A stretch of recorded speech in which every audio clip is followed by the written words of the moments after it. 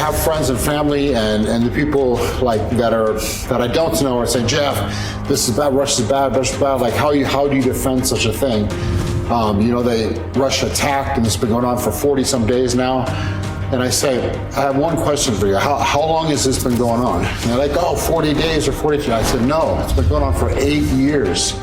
This war, this conflict has been going on for 8 years when Ukraine decided to attack the people of Donbass. And I've been there maybe 10, 11 different times, starting in 2016 and as recently as 3.5 months ago. And I've seen the Ukrainian army.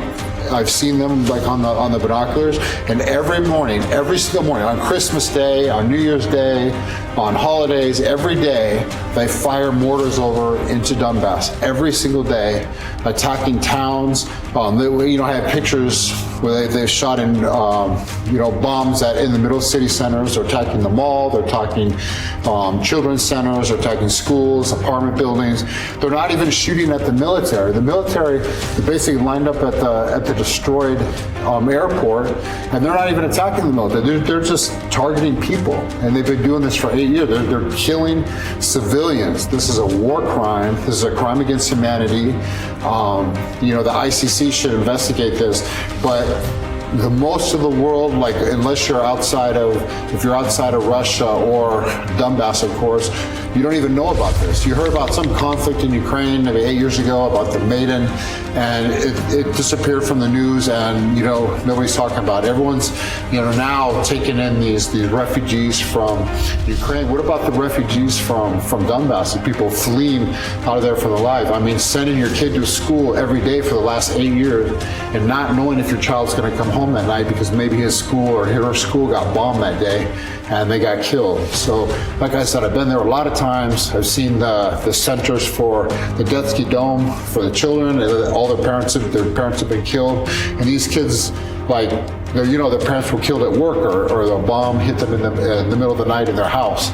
So this has been going on for 8 years. So, and my question, honestly, and maybe I get trouble for asking, is why did it take 8 years for some country, for someone finally to come to the aid of these people?